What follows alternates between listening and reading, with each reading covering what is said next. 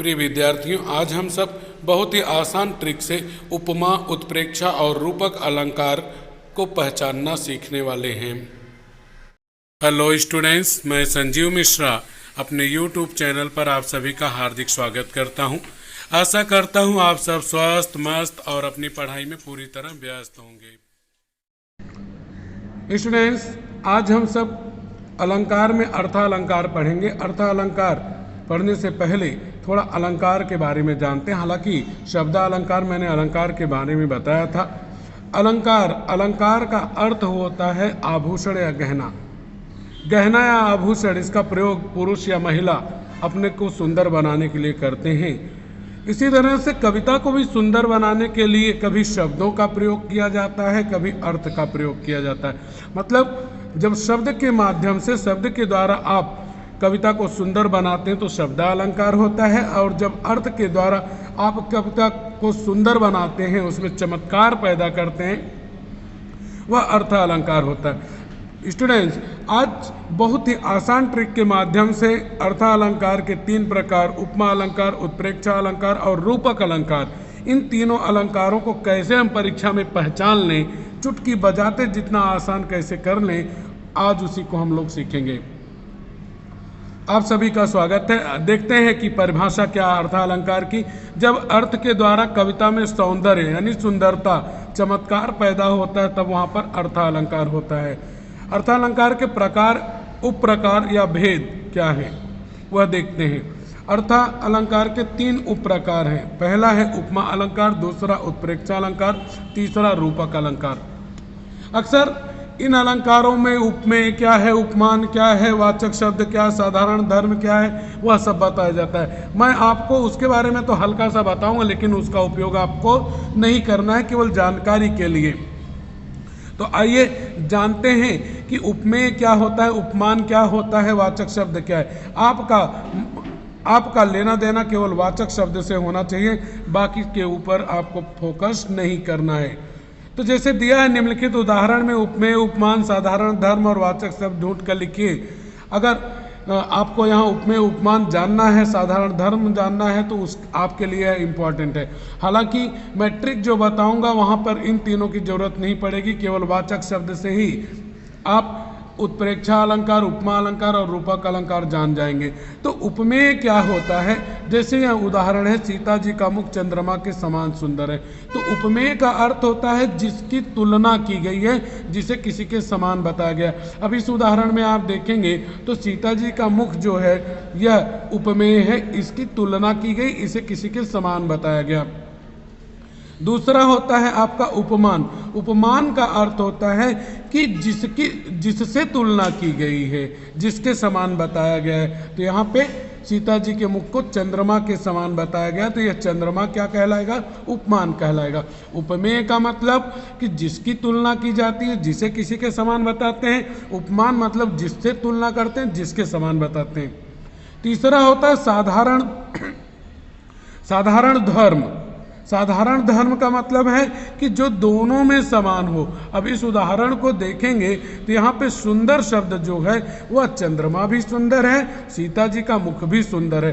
तो साधारण धर्म यहाँ पे सुंदर हुआ, जो दोनों के लिए कॉमन पॉइंट है। अगला होता है जो आपका सबसे महत्वपूर्ण है। अगर आपका यह वाचक शब्द आपको याद है, आप आराम से बता सकते हैं, यह उपमा हुआ, रूपक हुआ या उत्प्रेक्षा हुआ। तो वाचक शब्द क्या होते हैं? वाचक शब्द हर एक उत्प्रेक्षा के लिए अलग, उपमा के लिए अलग, और रूपक में होता ही नहीं है। तो उनके बारे में जानते हैं कि वाचक शब्द क्या है। वाचक शब्द अर्थात जिसकी सहायता से हम उपमेय और उपमान में तुलना करते हैं, समानताएं बताते हैं, उसको मान लेते हैं। तो वाचक शब्द यानी जिस शब्द के द्वारा हम तुलना करते हैं। तो जैसे इस उदाहरण में के समान जो है वह वाचक शब्द है। अब यह तो जानने के लिए आपको बताया। अब देखते हैं कि कैसे हम उपमा अलंकार, उत्प्रेक्षा अलंकार और रूपक अलंकार को चुटकी बजाने जितना आसान बनाते हैं। उपमा अलंकार में क्या होता है कि एक वस्तु को या एक व्यक्ति को, जिसे आप उपमेय कहते हैं, दूसरी किसी प्रसिद्ध वस्तु या व्यक्ति के समान मानते हैं, उसके जैसा मानते हैं। यानी एक वस्तु या व्यक्ति को दूसरे वस्तु या व्यक्ति के समान माना जाता है, उसके जैसा माना जाता है, वहाँ उपमा अलंकार। हालांकि परिभाषा से आपको कुछ लेना देना नहीं है। अब यहाँ पे देखते हैं वाचक शब्द। आपका महत्व, आपका फोकस, आपका ध्यान इसी पे होना चाहिए, उपमा अलंकार के वाचक शब्द। आपको अगर पहचानना है तो आप वाचक शब्दों को याद कर लीजिए। समान, तरह, जैसा, तैसा, यथा, सा, सी, ऐसा, सरिस, से, सदृश, तुल्य, सम। अगर ये शब्द किसी कविता की पंक्ति में है तो आंख बंद करके लिख दीजिए कि वह अलंकार उपमा अलंकार हुआ। फिर से मैं बताऊं कि ये वाचक शब्द हैं। इन वाचक शब्द को आप कविता में ढूंढिए, ये याद होने चाहिए आपको। वाचक शब्द, अगर यह वाचक शब्द आया है कविता में तो वह उपमा अलंकार हो जाएगा, बाकी कहीं आपको देखने की जरूरत नहीं है। आइए कुछ एक उदाहरण देखते हैं। जैसा है, सीता जी का मुख चंद्रमा के समान सुंदर है। अब देखिए समान यहाँ पे आया है, ये क्या है? वाचक शब्द है आपका। अगर आपको कविता की पंक्ति में समान मिल गया तो आप सीधा लिख दीजिए प्रकार में अर्थालंकार, उपप्रकार में उपमा अलंकार। बस इतना ही तो जानना है, आपने आराम से पहचान लिया। किसकी सहायता से पहचाना? वाचक शब्द की सहायता से। तो वाचक शब्द को ध्यान में रखना है। दूसरा उदाहरण लेते हैं, नील गगन सा शांत हृदय था। अब सा यहाँ पे आया है तो यह आपका उपमा अलंकार हुआ, प्रकार अर्थालंकार, उपप्रकार उपमा अलंकार। इसी कड़ी में अगला उदाहरण देखते हैं। इसमें देखिए सी आया है, सी आया मतलब यह वाचक शब्द आया, तो यह प्रकार हुआ अर्थालंकार, उपप्रकार उपमा अलंकार का। तो ध्यान रखें कि यह सब जानने के लिए, आसान तरीके से जानने के लिए वाचक शब्द आपको याद होने चाहिए। अब इसमें देखिए सा आया, सा आया तो यह वाचक शब्द आने से प्रकार अर्थालंकार, उपप्रकार उपमा अलंकार। इसी तरह से अगला उदाहरण देखें। इस उदाहरण में सरिस आया है और आपने अभी अभी देखा हुआ था यहाँ पे सरिस शब्द जो है वह उपमा अलंकार का वाचक शब्द है। तो यहाँ पे सरिस, तो सरिस आया तो सरिस में प्रकार अर्थालंकार, उपप्रकार उपमा अलंकार हो गया आपका। अगला उदाहरण जो कि बड़ा महत्वपूर्ण माना जाता है हर तरह की परीक्षाओं के लिए, और वह है आपका हाय फूल सी कोमल बच्ची हुई राख की ढेरी। अब यहाँ पे सी आया, सी मतलब यह वाचक वो शब्द आने का मतलब प्रकार अर्थालंकार, उपप्रकार उपमा अलंकार। अगला उदाहरण देखते हैं। इस उदाहरण में सम आया, सम उपमा अलंकार का वाचक शब्द है, तो प्रकार अर्थालंकार, उपप्रकार उपमा अलंकार। अब आगे चलते हैं उत्प्रेक्षा अलंकार में। उत्प्रेक्षा अलंकार में क्या होता है कि एक वस्तु या व्यक्ति को दूसरी वस्तु या व्यक्ति मान लिया जाता है। उसमें आप समान बताते थे उपमा में, उत्प्रेक्षा में एक वस्तु या व्यक्ति को दूसरी वस्तु या व्यक्ति मान लेते हैं, तब वहाँ पे उत्प्रेक्षा अलंकार होता है। अब यहाँ पे भी कुछ वाचक शब्द हैं, इन्हीं वाचक शब्दों को ध्यान में रखना है कि उत्प्रेक्षा अलंकार के जो वाचक शब्द वे इस तरह हैं। मानो, मनु, जानो, जनु, मनहु, जनहु, ज्यों, मनो। ये अगर किसी कविता की पंक्ति में आए हैं तो ये वाचक शब्द उत्प्रेक्षा अलंकार के हैं। आंख बंद करके लिख दीजिए उत्प्रेक्षा अलंकार, आपका कभी गलत नहीं होगा। उदाहरणों से देखते हैं तो यहाँ पे वाचक शब्द भी देखते चलते हैं। अब जैसे आया यहाँ पे देखें तो मानो आया है। अब यहाँ पे ही हमने पढ़ा मानो जो है यह उत्प्रेक्षा अलंकार का वाचक शब्द। आपको ये याद होना चाहिए कि किसका वाचक शब्द कौन सा है, किस अलंकार का। तो मानो आया, सीधा लिख दीजिए प्रकार अर्थालंकार, उपप्रकार उत्प्रेक्षा अलंकार। बाकी वर्णन करने की जरूरत नहीं है क्यों हुआ कैसा हुआ।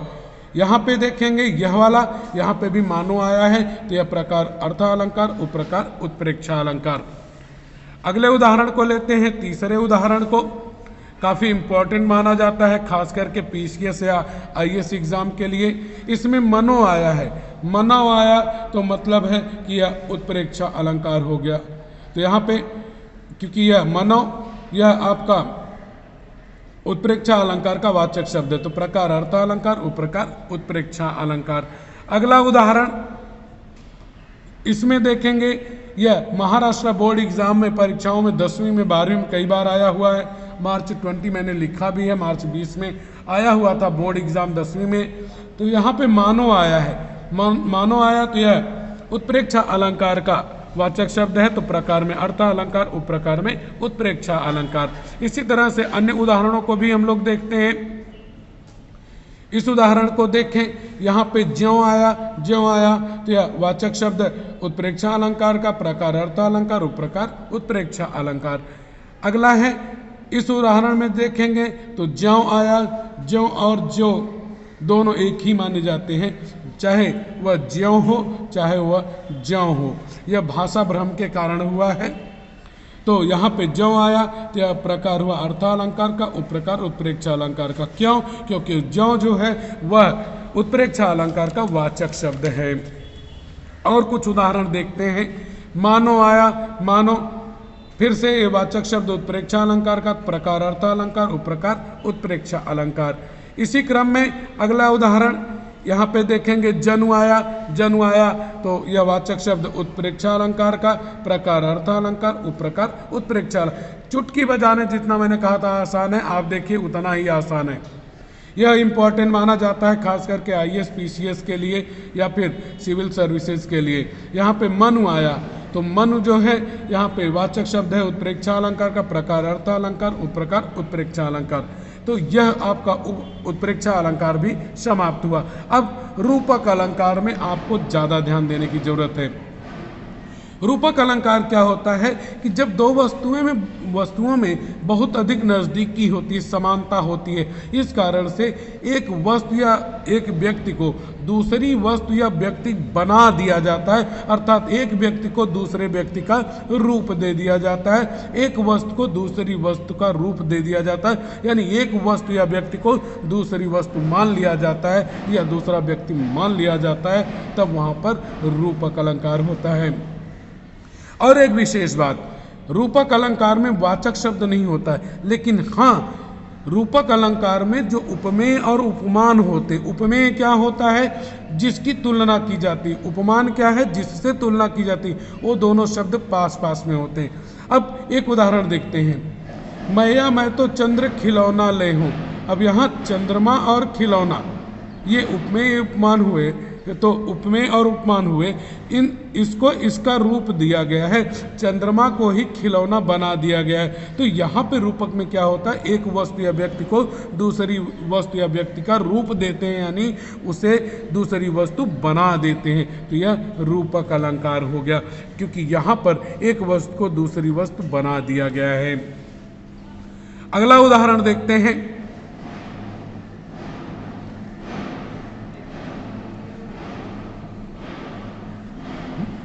बंदों चरण कमल हरिराई। यहाँ चरण यानी पैर को कमल बना दिया गया है, कमल का रूप दिया गया है। इसी तरह चरण सरोज पखारन लगा, यहाँ चरण अर्थात पैर, सरोज अर्थात कमल, पैर को कमल का रूप दे दिया गया है, वह बना दिया गया, पैर को यहाँ पे कमल बना दिया गया है, उसी का रूप दिया गया है। अगला वाला बहुत इंपॉर्टेंट है, यह जो है श्री जयशंकर प्रसाद जी के द्वारा लिखी गई कविता से है। इस कविता में देखेंगे तो अंबर को, अंबर अर्थात आसमान को पनघट बनाया गया है, अर्थात जहाँ पर महिलाएं पानी भरती हैं, उसी तरह से ताराओं को, तारा सितारे, उनको घट अर्थात घड़ा बना दिया गया है। उषा, उषा यानी सुबह को, नागरी, नागरी यानी सुंदर स्त्री बना दिया गया है। तो यहाँ पर अंबर को पनघट बनाया गया है, तारा को गगरी या घड़ा बनाया गया है, उषा अर्थात प्रातःकाल को सुंदर स्त्री अर्थात नागरी बनाया गया है। इस कारण से एक को दूसरे का रूप दिया गया, एक को दूसरा बनाया गया, इसलिए यह रूपक अलंकार है। महत्वपूर्ण अलंकारों में से एक, उदाहरणों में से एक है। अगला, यह भी परीक्षाओं में कई बार पूछा गया है, पायो जी मैंने राम रतन धन पायो। अब यहाँ पे राम के नाम को रत्न बना दिया गया है, तो इस कारण से यह प्रकार अर्थालंकार का, उपप्रकार रूपक अलंकार, अर्थात राम को रतन का रूप दे दिया गया, राम को रतन, रतन यानी रत्न बना दिया गया है, इसलिए रूपक अलंकार हुआ।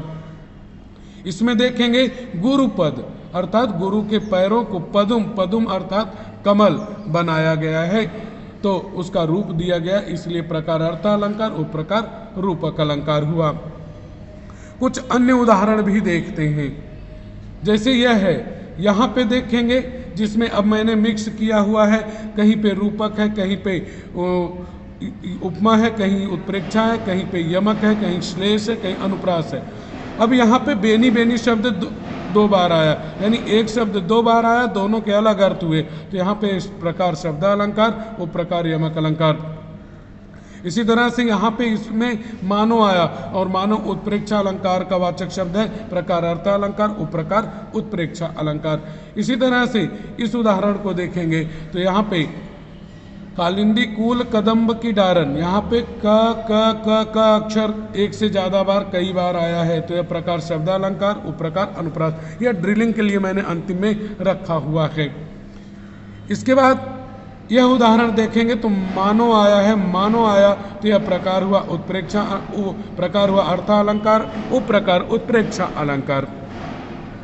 अगला देखते हैं, यह जो है कॉम्पिटेटिव एग्जाम्स में पूछा जाता है। यहाँ पे उदित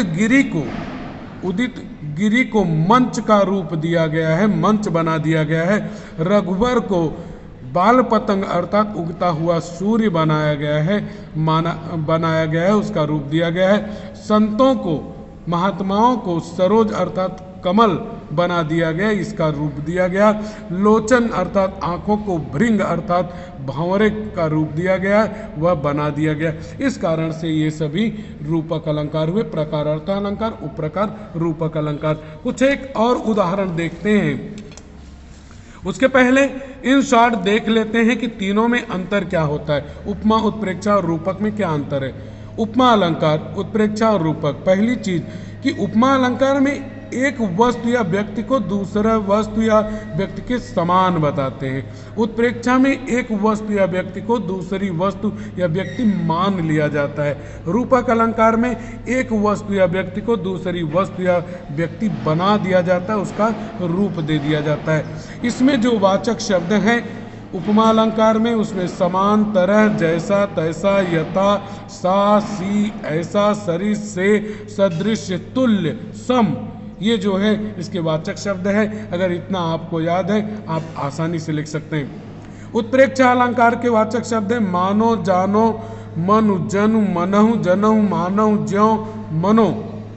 तो ये जो है उत्प्रेक्षा, अगर यह आप जानते हैं तो आप आराम से पहचानेंगे। रूपक अलंकार में इसमें वाचक शब्द नहीं होता है। उपमेय और उपमान अर्थात जिसकी तुलना की गई है, जिसे किसी के समान बताया गया है, जिसे किसी का रूप दिया गया वह और जिसका रूप दिया गया हुआ, दोनों एक साथ में लिखे होते हैं, जैसा कि अभी अभी मैंने बताया था। कुछ एक और उदाहरण हम लोग देखते हैं अन्य उदाहरणों में, ये बड़े महत्वपूर्ण हैं जो अब मैं बता रहा हूँ। यहाँ पे देखेंगे मनो आया, मनो प्रकार अर्थालंकार उप प्रकार उत्प्रेक्षा अलंकार।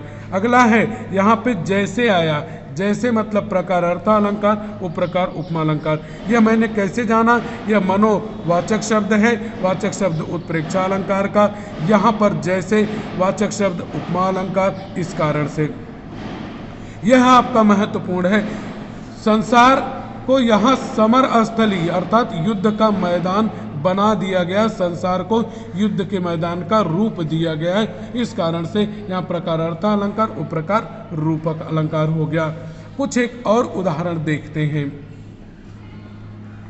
अगला है आपका, इसमें देखेंगे सा आया, सा उपमा अलंकार का वाचक शब्द है, इसलिए प्रकार अर्थालंकार उप प्रकार उपमा अलंकार। अगले में यहाँ पे देखेंगे तो आया है मानव, मानव जो है यह वाचक शब्द है उत्प्रेक्षा अलंकार का, तो प्रकार अर्थालंकार, वाचक शब्द उत्प्रेक्षा अलंकार। इसी क्रम में अगला है यह मानस। अब मानस के जो हैं दो अर्थ होते हैं, शब्द एक बार आया लेकिन इसके अर्थ दो होते हैं। एक अर्थ होता है मन, हृदय जिसे आप कहते हैं, दूसरा होता है मानसरोवर। तो शब्द एक बार आए, अर्थ अलग अलग होते हैं, एक से ज़्यादा होते हैं, तो वह प्रकार होता है शब्दालंकार और वो प्रकार श्लेष अलंकार का। इसी क्रम में अंतिम है इसमें देखेंगे सी आया है, तो यह सी वाचक शब्द है उत्प्रेक्षा अलंकार का, तो प्रकार हुआ अर्थालंकार, उपप्रकार उपमा अलंकार। इस तरह से मुझे लगता है कि अगर आप चाहेंगे तो बड़े आराम से आप उपमा अलंकार, उत्प्रेक्षा अलंकार, रूपक अलंकार, अनुप्रास अलंकार, श्लेष अलंकार, यमक अलंकार पहचान सकते हैं, परीक्षाओं में पूरे मार्क ले सकते हैं। अगर आपको यह वीडियो अच्छा लगा हो, आपको इससे लाभ मिल रहा हो, तो निश्चित तौर पे कमेंट करके जरूर बताइएगा। और अगर आपका कोई प्रश्न है, कोई डाउट है, कुछ पूछना है, तो आप कमेंट बॉक्स में पूछ सकते हैं। कृपया कमेंट करना न भूलें, वीडियो को लाइक जरूर करें। धन्यवाद। स्टूडेंट्स, अगर आपको वीडियो पसंद आया तो वीडियो को लाइक कीजिए, वीडियो को शेयर कीजिए और चैनल को सब्सक्राइब कीजिए। साथ में ही कमेंट बॉक्स में जाकर कमेंट जरूर कीजिए कि आपको यह वीडियो कैसा लगा। धन्यवाद।